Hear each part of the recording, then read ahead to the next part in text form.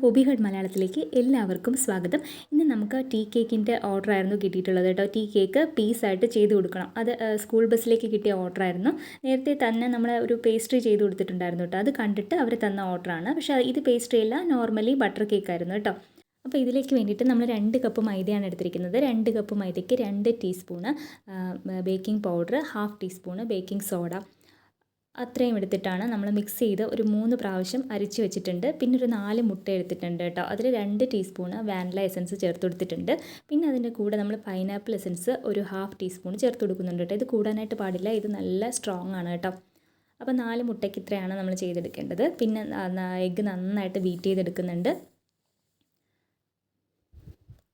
Egg ബീറ്റായി വരുമ്പോഴേക്കും നമ്മൾ പൊടിച്ച് വെച്ചിരിക്കുന്ന പഞ്ചസാര 2 കപ്പ് ഉണ്ട് കേട്ടോ. 2 കപ്പ് പൊടിച്ച പഞ്ചസാരയാണ്. അത് അല്പാൽപ്പമായിട്ട് ചേർത്ത് കൊടുത്തിട്ട് നന്നായിട്ട് ബീറ്റ് ചെയ്തെടുക്കുക കേട്ടോ.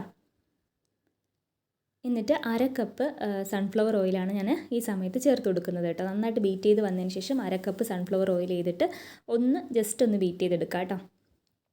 എന്നിട്ട് നമ്മൾ മൈദ ഇതുമായിട്ട് മിക്സ് ചെയ്ത് എടുക്കണം കേട്ടോ. ഞാനിപ്പോൾ ഒരു വിസ്ക് വെച്ചിട്ട് പതിയെ ഇങ്ങനെ ഫോൾഡ് ചെയ്തെടുക്കുകയാണ് ചെയ്യുന്നത്. അപ്പോൾ നിങ്ങൾ വേണമെങ്കിൽ സ്പാറ്റില വെച്ചിട്ട് മിക്സ് ചെയ്തെടുത്താലും മതി കേട്ടോ.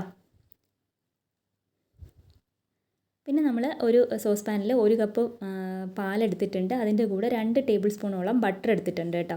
ഇനി ഇത് നമുക്കൊന്ന് ചൂടാക്കണം. ചൂടാക്കിയിട്ട് ബട്ടർ അലിഞ്ഞ് വരുന്ന സമയത്ത് ബട്ടർ കംപ്ലീറ്റ് മെൽറ്റ് ആകുമ്പോൾ നമ്മൾ ആ ചൂടോടുകൂടി തന്നെ നമ്മുടെ ബാറ്ററിലോട്ട് ഇത് ചേർത്ത് കൊടുക്കണം കേട്ടോ. ചൂട് പാല് ചേർത്തെന്ന് പറഞ്ഞിട്ട് നമ്മുടെ കേക്കിൻ്റെ ബാറ്ററിന് ഒരു പ്രശ്നം ഉണ്ടാവില്ല കേട്ടോ.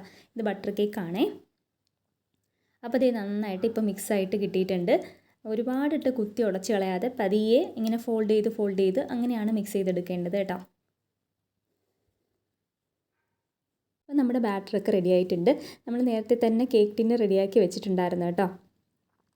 ഇതൊരു 10 ഇഞ്ചിൻ്റെ കേക്ക് ടിന്നാണ്. അതിനകത്തോട്ട് ബട്ടർ പേപ്പറൊക്കെ വെച്ചിട്ട് ഓയിലൊക്കെ ബ്രഷ് ചെയ്ത് റെഡിയാക്കി വെച്ചിരിക്കുകയാണ് കേട്ടോ.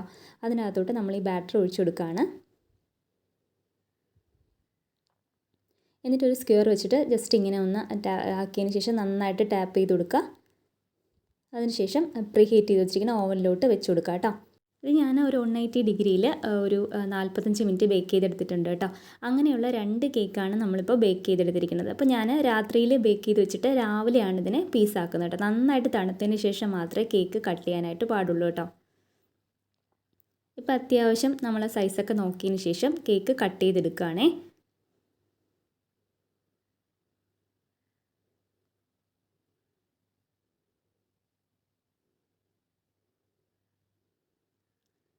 നിങ്ങൾക്ക് നോക്കിയാൽ തന്നെ മനസ്സിലാവും നമ്മുടെ കേക്ക് നല്ല സോഫ്റ്റായിട്ട് നല്ല അടിപൊളി ടേസ്റ്റി തന്നെ കിട്ടിയിട്ടുണ്ട് കേട്ടോ. അങ്ങനെ ഇപ്പോൾ നമ്മൾ എല്ലാ കേക്കും പീസാക്കി റെഡിയാക്കി വെച്ചിട്ടുണ്ട്. തീരെ വലിയ പീസും അല്ല, തീരെ ചെറിയ പീസും അല്ല, അങ്ങനത്തെ ഒരു രീതിയിലാണ് കേക്ക് കട്ട് ചെയ്തെടുത്തിരിക്കുന്നത് കേട്ടോ. എന്നിട്ട് ഞാനിപ്പോൾ ഇതെല്ലാം ഒരു ബോക്സിലാക്കി കൊടുക്കുകയാണേ. ഒരു മീഡിയം സൈസിലുള്ള കേക്ക് സ്ലൈസാണ് നമുക്ക് കിട്ടിയിരിക്കുന്നത്. അപ്പോൾ ഒരു 60 പീസ് നമ്മൾ ഈ ബോക്സിലും അല്ലാതെ ഒരു 15 പീസ് സെപ്പറേറ്റ് ആയിട്ട് ആണ് കൊടുത്തിരിക്കുന്നത്. അപ്പോൾ 2 പാർട്ടിക്കുള്ള ഓർഡർ ആയിരുന്നു. അപ്പോൾ 60 പീസ് സ്കൂൾ വാനിലേക്കും ബാക്കി 15 പീസ് വേറെ, അങ്ങനെയാണ് ചെയ്ത് കൊടുത്തിരിക്കുന്നത്. അപ്പോൾ പീസിൻ്റെ വലിപ്പം കൂടുന്നതിനനുസരിച്ച് നമ്മൾ കേക്കിൻ്റെ നമ്പേഴ്സും കുറയും കേട്ടോ. അപ്പോൾ നമുക്ക് അങ്ങനെ അഡ്ജസ്റ്റ് ചെയ്ത് വേണമെങ്കിൽ കൊടുക്കാം. അപ്പോൾ നമ്മുടെ കേക്കെല്ലാം ഇപ്പോൾ റെഡി ആയിട്ടുണ്ട്. ഇപ്പോൾ അത് ഡെലിവറി ചെയ്യാനുള്ള ടൈമും ആയിട്ടുണ്ട് കേട്ടോ. അപ്പോൾ ഇത്രയേ ഉള്ളൂ. വീഡിയോ ഇഷ്ടമായെങ്കിൽ സബ്സ്ക്രൈബ് ചെയ്യണേ. ലൈക്ക് ചെയ്യാനും കമൻറ്റ് ചെയ്യാനും ഒന്നും മറക്കല്ലേ. ബൈ. വീണ്ടും കാണുന്നത് വരെ എല്ലാവരും സന്തോഷമായിട്ടിരിക്കണേ.